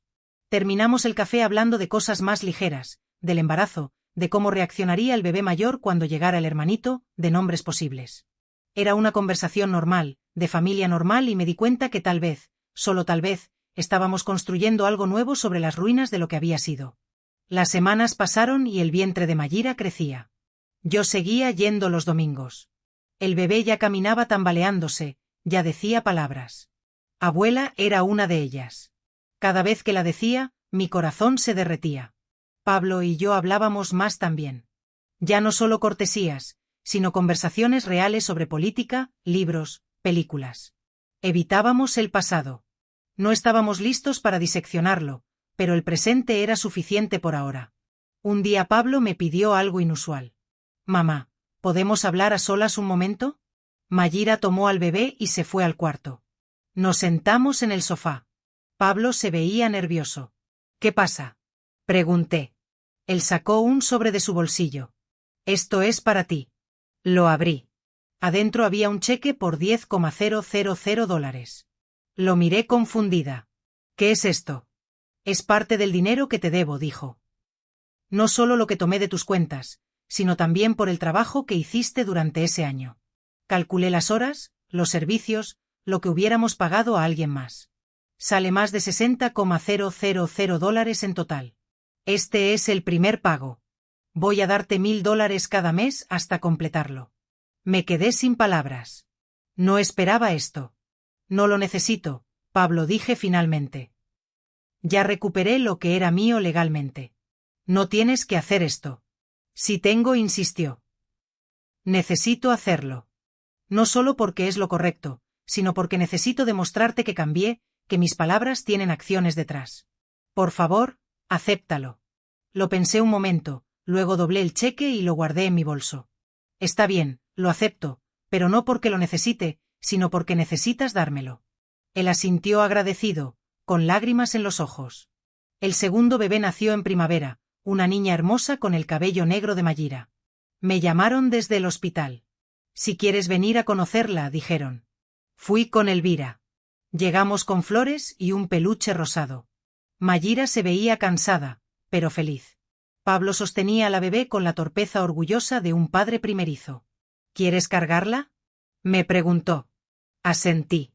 Me pasó el bultito envuelto en una manta suave. La bebé abrió los ojos y me miró. Y en ese momento sentí algo completo, como si un círculo se cerrara. Esta es tu abuela, le susurraba Pablo a la bebé. La mejor abuela del mundo, aunque no lo merecemos. Lo miré sorprendida por sus palabras. Él me sonrió con tristeza. Es la verdad, mamá. No merecemos tu presencia, tu perdón, tu tiempo, pero estamos infinitamente agradecidos de que nos lo des de todos modos. No respondí, solo me concentré en la bebé, en su carita perfecta, en sus manitas que se aferraban a mi dedo. Los meses siguientes fueron de ajuste. 2 bebés significaban más caos, más cansancio para Pablo y Mayira. Yo ofrecí ir 2 domingos al mes en lugar de 1. Solo si quieren, aclaré. Sin obligación. Ellos aceptaron agradecidos. Ver cómo se las arreglaban solos, cómo se turnaban para levantarse en las noches, cómo trabajaban en equipo, me hizo sentir algo parecido al orgullo. Tal vez había esperanza para ellos después de todo. Un domingo llegué y encontré a Pablo lavando ropa mientras el bebé mayor jugaba a sus pies. Mayra estaba en la cocina preparando la comida con la bebé en un portabebés. La escena me recordó a algo, a mí, a cuando Pablo era pequeño y yo hacía todo sola, pero también era diferente. Ellos lo hacían juntos, se apoyaban, se turnaban. Habían aprendido lo que yo nunca pude enseñarle a Pablo de niño porque lo consentí demasiado. La vida le había enseñado lo que mi amor ciego no pudo. Esa tarde, mientras tomábamos té después de acostar a los niños, Mayra dijo algo inesperado. Gracias por no renunciar a nosotros, Cristina. Hubiera sido más fácil cortarnos completamente, olvidarte de Pablo, de los nietos, empezar una vida nueva sin esta carga, pero elegiste quedarte, elegiste darnos otra oportunidad. No sé si algún día podremos compensarte por eso. La miré a los ojos. No fue fácil, admití. Hubo días que quería olvidarme de todo. Días que odiaba a Pablo, días que los odiaba a ambos. Pero los niños no tenían culpa. Y en el fondo, por más que doliera, Pablo sigue siendo mi hijo. No puedo apagar ese amor aunque quisiera. Solo puedo decidir cómo expresarlo. Y elegí expresarlo con límites, con respeto propio, con amor que no me destruye. Pablo, que escuchaba en silencio, habló. Nos enseñaste algo importante, mamá. Nos enseñaste que el amor real tiene dignidad, que perdonar no significa olvidar ni permitir abuso, que la familia se construye con acciones, no con palabras. Sonreí levemente. Me costó aprenderlo, dije. Ojalá lo hubiera sabido antes, pero más vale tarde que nunca. Brindamos con nuestras tazas de té por las segundas oportunidades, dijo Mayra. Por la familia imperfecta pero real, añadió Pablo. Por mí, dije finalmente. Por haberme elegido a mí misma cuando nadie más lo hacía. Salí de esa. Regresé a casa esa noche con una sensación que hacía mucho no experimentaba, paz absoluta. No todo era perfecto, seguramente nunca lo sería. Las heridas infligidas por Pablo y Mayra dejaron cicatrices profundas, marcas imborrables que siempre estarían presentes. Sin embargo, había aprendido a convivir con ellas, a impedir que esas cicatrices definieran el rumbo de mi existencia. Había reconstruido mi universo personal según mis propios parámetros, y ese universo abarcaba a mis nietos, una pequeña parte de Pablo y Mayra, una gran influencia de Elvira y Sara, y sobre todo, una esencia fundamental de mí misma, de aquella Cristina que estuve a punto de perder, pero que finalmente logré rescatar. La Cristina que, tras perder aquel tren en aquel día aciago, terminó por encontrar el sendero de regreso a su propio ser. Volví a mi hogar aquella noche, inundada por una sensación que hacía largo tiempo no me embargaba, una paz total, una serenidad completa. Era consciente de que la perfección no existía, que probablemente nunca alcanzaría ese estado ideal. Las heridas que Pablo y Mayra me habían provocado habían dejado cicatrices profundas, huellas imborrables que permanecerían conmigo para siempre. No obstante, había logrado aprender a vivir con esas cicatrices, a impedir que ellas dictaran el curso de mi vida, que definieran quién era yo. Había reconstruido mi mundo, mi propio universo personal, basándome en mis propios principios y valores, y ese mundo contenía a mis queridos nietos, una pequeña porción de Pablo y Mayra, una influencia significativa de Elvira y Sara, y, por encima de todo, una gran parte de mí misma, de la Cristina que casi había perdido en el camino, pero que finalmente fui capaz de recuperar. Era la Cristina que, al perder aquel tren en aquel día fatídico, terminó por descubrir el camino que la conduciría de vuelta a su propia esencia, a su verdadero yo.